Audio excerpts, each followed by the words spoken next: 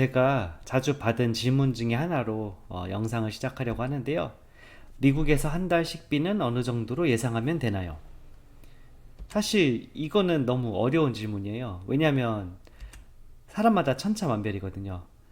혼자 사시는 분도 계시고, 가족이 있으신 분들도 계시고, 그리고 어떤 분들은 외식도 많이 하시고, 어떤 분들은 어떤 특정 메뉴를 좋아하시는 분들도 계시고, 그래서 이게 상당히 어려운데, 일단 한번 이 고민을 해보기 위해서는 식비에 가장 큰 영향을 미치는 요소가 무엇인지를 좀 알아볼 필요가 있을 것 같습니다. 일단 제가 봤을 때 가장 큰 영향을 미치는 요소는 외식을 얼마나 하는가. 미국에서 외식은 상당히 비싸요. 한국도 마찬가지로 좀 비싸겠지만 미국은 일단 인건비가 한국보다 더 비싸고 그 다음에 팁까지 줘야 돼요. 그래서 두 분이서 만약에 레스토랑을 가서 어떤 뭐 스테이크를 먹었다. 그러면 아마 100불 정도 나오는 거는 아주 쉬운 일일 겁니다. 그래서 미국에서 식비를 절약하고 싶다. 그러면은 요리는 필수라고 말씀드리고 싶어요. 요리를 못 하시는 분들도 요즘 유튜브에 요리 어떻게 하는지 잘 나오잖아요. 그래서 한 번쯤 시도해 보셔서 요리를 하시면은 아무래도 많이 식비를 줄일 수 있기 때문에 한번 꼭 도전해 보셨으면 좋겠습니다. 그리고 또 다른 요소로는 식사가 아닌 간식, 과자나 음료, 또 술 좋아하시는 분들은 뭐 맥주나 이런 것들 많이 드시잖아요. 그거에 내가 돈을 얼마나 소비를 하는가. 이것도 식비에 큰 영향을 미치는 요소 중에 하나예요. 그리고 마지막으로 식재료를 얼마나 좋은 것을 사용하는가. 미국은 아무래도 식재료의 퀄리티가 차이가 좀 많이 있습니다. 한국도 그런 부분에서 뭐 유기농이냐 아니냐에 따라서 가격 차이가 있겠지만 미국은 좀 더 심해요. 제가 한 가지 예를 보여드릴게요. 계란이에요. 제가 영상을 찍는 5월 18일 월마트 가격 기준이고요. 그리고 동일한 비교를 위해서 라지 사이즈로 12개 들어있는 그 계란의 가격이 어떤지를 한번 이 표에 담아봤습니다. 여기 보시면은 여기 pasture raised라고 있는 것이 있는데 이것은 닭을 방목해 갖고 키워서 나온 달걀이거든요. 그것 같은 경우는 6.27불이에요. 12개. 그리고 그 다음은 케이지 프리인데 올가닉이에요. 이거는 5.16불. 그리고 다른 케이지 프리인데 이건 올가닉이란 단어는 없고 2.67불. 그리고 어떤 이유에서든지 케이지 프리인데 월마트 상품으로 나온 애는 1.4불입니다. 보시다시피 제일 싼 달걀이 1.4불, 제일 비싼 게 6.27불, 거의 5배 가까이 차이가 나는데요. 이처럼 계란 하나만 봐도 똑같은 12개를 사는데 가격이 5배 차이 나는 것처럼 다른 뭐 우유도 마찬가지고 이 식재료를 어떤 것을 선택하시느냐에 따라서 가격이 차이가 많이 날 수가 있습니다. 따라서 예산을 세우실 때 나는 이런 비싼 계란 필요 없다. 나는 싼 거 먹어도 괜찮다. 라시는 분들은 이걸 선택하시면 되고 또는 예산이 좀 빡빡하신 분들은 좀 식재료를 저렴한 것으로 선택하시는 것도 한 가지 방법이 될 수 있겠네요. 일단 예산을 짜기 위해서는 요리를 할 때 원재료비를 좀 계산할 필요가 있는데 사실 식당 사장님이 아니고서야 그날 메뉴의 원재료비를 계산하는 경우는 거의 없잖아요. 그러나 예산을 세우기 위해서는 한 번쯤은 이 원재료비를 분석할 필요가 있습니다. 그리고 여러분께서 이런 걸 하는 것이 귀찮으시 거기 때문에 제가 오늘 대신 해드리도록 하겠습니다. 그럼 얼마나 자세하게 분석을 해야 될까요? 제가 한 예시를 보여드릴 건데 김치찌개 2인분의 원재료비입니다. 제가 끓이는 돼지 김치찌개 원재료비고요. 큰 2인분이라고 되어 있는데 이게 보통 식당에 갈 때 이 뚝배기 중짜 있잖아요. 그 두 개 담으면은 꽉 차는 그 정도 분량의 김치찌개고요. 그리고 재료랑 가격 유닛이 나는데 이것은 재료를 우리가 마트에서 살 때 그 유닛당 가격이 나오거든요. 예를 들어서 목살 같은 경우 1파운드에 3불 정도 해요. 목살은 싼 부위에 속하거든요, 미국에서는. 근데 물론 김치찌개는 이제 저는 목살을 쓰지만 삼겹살로 하는 게 제일 맛있습니다, 사실은. 근데 삼겹살은 1파운드당 아마 한 5불이 넘을 거예요. 아무튼 이 목살을 사용했을 때 1파운드에 3불이고요. 김치찌개에 제가 넣는 양은 200g이에요. 따라서 이것을 이 가격으로 이제 나눴을 때 단가가 1.32불이라는 뜻이거든요. 김치도 마찬가지예요. 한 통을 우리가 그냥 사면은 27불짜리 한 통을 샀다고 할게요. 그 중에 내가 300g을 썼을 때 3.86불이란 뜻이고요. 다시다, 조미료 아시죠?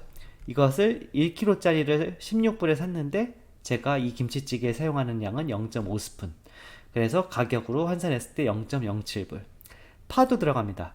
8쪽을 1불에 파는데 저는 한쪽만 쓰니까 0.13불. 고추 같은 경우도 1파운드에 1.4불인데 저는 딱 한 개만 씁니다. 그래서 뭐 굉장히 싸게 넣을 수 있고요.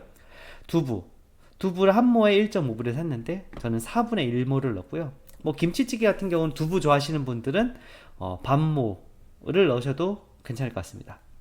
아무튼 4분의 1모 기준으로 0.38불, 식용유 한 스푼 넣어서 0.03불, 그리고 냄비 같은 경우는 식재료비는 아니에요. 하지만 냄비를 사고 요리를 하면 할수록 냄비가 닳고 코팅도 벗겨지고 어느 순간은 교체를 해야 되잖아요. 저는 그냥 100번 정도 이거를 사용하면 교체를 한다라고 가정을 했는데 사실 100번보다는 더 사용할 수 있으실 거예요. 아무튼 한 번 조리할 때마다 0.3불씩 이렇게 가치가 떨어져 나간다, 지불을 한다라는 개념으로 이렇게 넣었고요. 가스도 약간 보수적으로 잡아서 이번 이제 김치찌개를 끓이는데 0.5불 정도 사용한다고 가정을 해서 6.6불이 나왔습니다. 이 비슷한 방식으로 제가 잘하는 요리 중에 짜장과 짬뽕이 있는데, 짜장 같은 경우는 2인분의 원재료비가 5.43불이 나오고요. 짬뽕 같은 경우는 5.7불이 나옵니다. 짜장에 가장 비싸게 들어가는 원재료비는 고기고요. 짬뽕 같은 경우는 해산물이에요. 자, 저희가 이제 세 가지 요리에 대해서 이렇게 단가를 좀 뽑아봤는데, 어떤 사람이 아침에 김치찌개를 먹고 점심에 짜장을 먹고 저녁에 짬뽕을 먹는다고 가정을 하면 그 원재료비는 얼마가 될까요? 6.6불 김치찌개, 짜장 5.43불, 짬뽕 5.7불, 요 세 개를 다 더하고 이게 다 2인분이기 때문에 이걸 1인분으로 계산하기 위해서 2로 나눴습니다. 값은 8.87불의 원재료비가 그날 사용되게 되겠습니다. 그래서 한 달 식비 예산을 세우는 방법은 아까 8.87불에서 약간의 마진을 둬서 10불 정도를 이렇게 잡으면은 1인당 10불이면은 원재료비가 되겠다라고 생각을 할 수 있겠고요. 4인 가족인 경우는 4 곱하기 10 곱하기 30 하면 한 달에 1200불 정도를 식비, 그러니까 식재료비로 이렇게 예상을 하시면은 충분한 가격이 되겠고요. 만약에 나는 간식과 음료도 좀 중요하다, 이 경우에는 제 경험상 한 20% 정도 마진을 주면은 적당합니다. 그래서 4인 가족 같은 경우는 아까 1200불에서 20%를 더하면 1440불이 되겠고요, 한 달에. 실제로 저희 가족은 1500불 식비로 지금 몇 년째 계속 살고 있어요, 미국에서. 그래서 이 금액은 제 생각에도 충분히 합리적인 그런 금액이라고 생각이 되고요. 만약에 여기서 예산을 좀 줄이고 싶다, 그런 분들은 몇 가지 안이 있는데, 자, 내가 세끼 중에 아침을 간단하게 먹겠다, 이런 경우에는 더 줄일 수 있어요. 이런 식빵이 월마트에서 1.74불 하거든요. 안에 20쪽 들어있어요. 그럼 식빵 2장 0.17불에 내가 계란 하나를 삶아서 먹겠다, 0.12불 정도 되겠고요. 그리고 우유 한 잔을 마시겠다, 200ml가 한 0.18불 정도 돼요. 그래서 다 합치면 0.47불, 0.5불이 채 안 되죠. 이렇게 한 끼를 먹으면은 아무래도 식비를 좀 더 줄일 수 있을 거고요. 그리고 제가 글로벌 수제비라고 이렇게 이름을 붙인 수제비가 있는데, 이 수제비를 생각하게 된 게 가난한, 좀 돈이 필요하신 그런 유학생 분들께서 굶지 않게 하기 위해서 어떻게 하면 최대한 싸게 수제비를 만들 수 있을까 해서 만든 게 글로벌 수제비인데, 이 원재료비는 무려 0.35불이에요, 한 끼에. 그래서 필요시에 예산 추가 삭감이 가능합니다. 결론입니다. 한 달 식비를 세울 때 어떻게 해야 하는가? 일단 첫 번째는 외식비는 따로 떼어서 관리하시고요. 목표를 삼으시면 됩니다.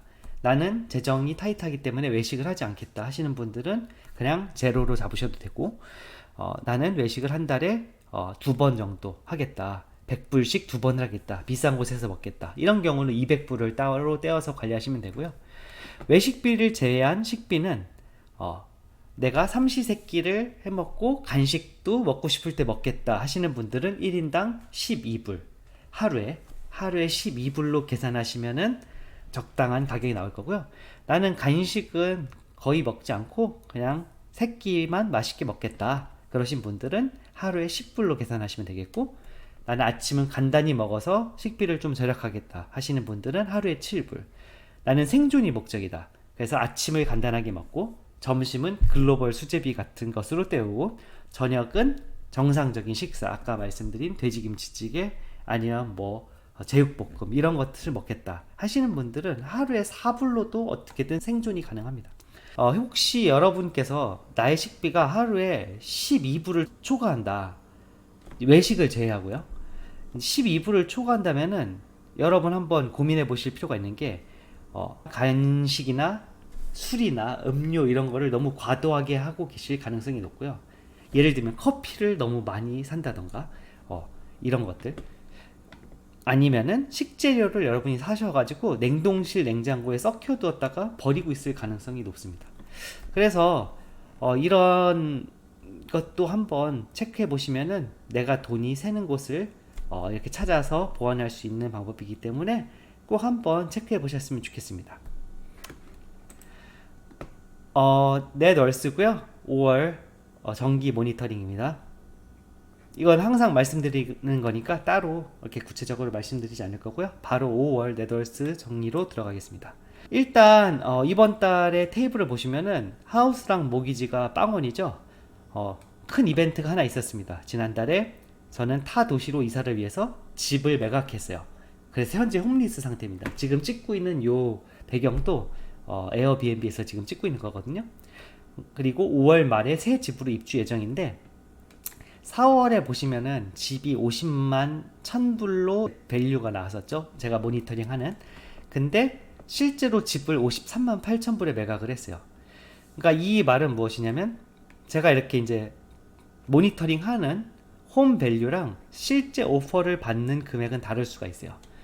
저 같은 경우는 실제 시세보다 조금 괜찮게, 아무래도 새 집이고 그리고 집 상태도 좋고 따로 어떤 결함도 발견된 게 없고 그러다 보니까 훨씬 좋은 값에 오퍼를 받아서 이렇게 좋은 가격에 집을 매각할 수 있었고요.